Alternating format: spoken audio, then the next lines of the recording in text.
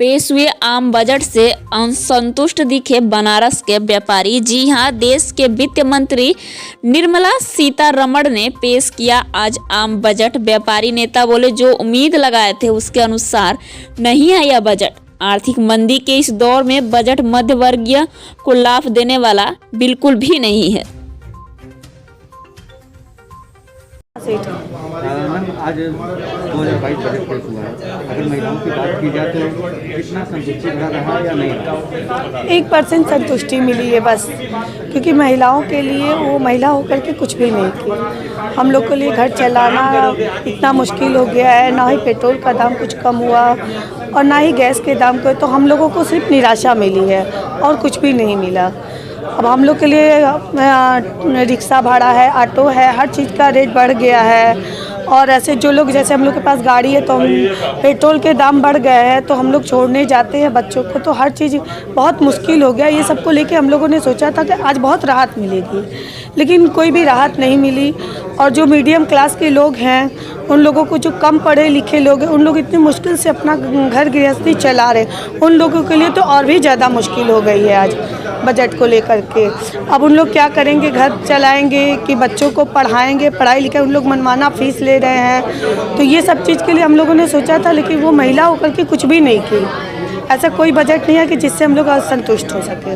2022 चुनाव नजदीक है, कहीं कहीं बजट को लेकर उम्मीदें रही होंगी, वो उम्मीदें क्या पूरी नहीं हो रही? नहीं, वो उम्मीदें पूरी नहीं हुई थी। बहुत उम्मीद थी कि 2022 में हम लोग को बहुत ज़्यादा राहत मिलेगी, लेकिन कोई भी उम्मीद हम लोग की पूरी नहीं, सिर्फ और सिर्फ निराशा हुई। चुनाव पे इसका असर दिखेगा? चुनाव पे इसका बहुत असर दिखेगा।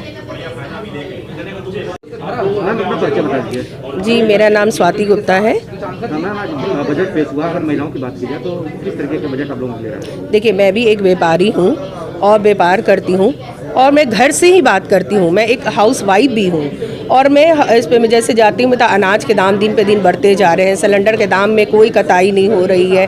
और बिजनेस की बात है, कोरोना तो ऐसे ही हम लोग को तोड़ चुके हैं, अभी पटरी से नीचे अभी उतरे हैं, अभी हम लोग संभल भी नहीं पाए हैं। जो ऐसी सीतारमण मैम ने ये कहा कि कोई भी योजनाएं हम लोग के महिलाओं के लिए कुछ भी नहीं निकाला है, और योजना आती भी होगी तो मुझे लगता है कि उन्हीं के पास रह जाता होगा जो उनके साथ जो काम करते हैं, और हम लोग के पास नहीं आ पाता है योजनाएं।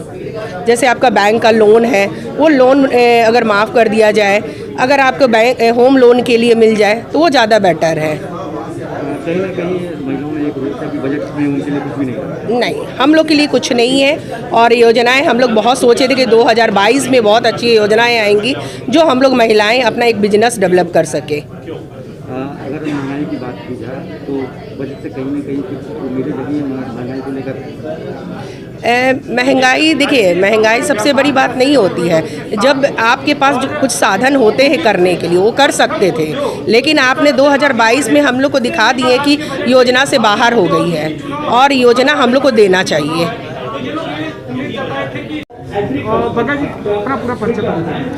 राष्ट्रीय वरिष्ठ संगठन मंत्री, वाराणसी व्यापार मंडल अध्यक्ष अजीत सिंह बग्गा।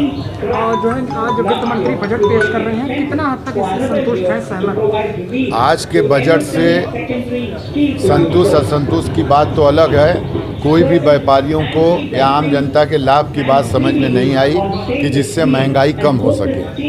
हाँ, इन्होंने कुछ किया अच्छा है, जैसे इनकम टैक्स रिटर्न चीज़ों के लिए सोचना चाहिए था। व्यापारियों को 2 लाख रुपए, मिडिल क्लास के लिए 2 लाख तक का ऋण मुक्त, ब्याज मुक्त ऋण देना चाहिए था, जिसको किस्तों में लेना चाहिए था। ऐसे करके छूट देनी चाहिए थी कई चीज़ों में। जो अनाज ये बांटते हैं, आज 40% लोगों मतलब जितने लोगों को देते हैं, वो इतने कम लोगों को देते हैं कि उससे मिडिल क्लास, लोअर क्लास को नहीं मिलता। कम से कम देश की आबादी का 40% लोगों को अनाज फ्री देना चाहिए ताकि उनको इसका लाभ मिल सके। और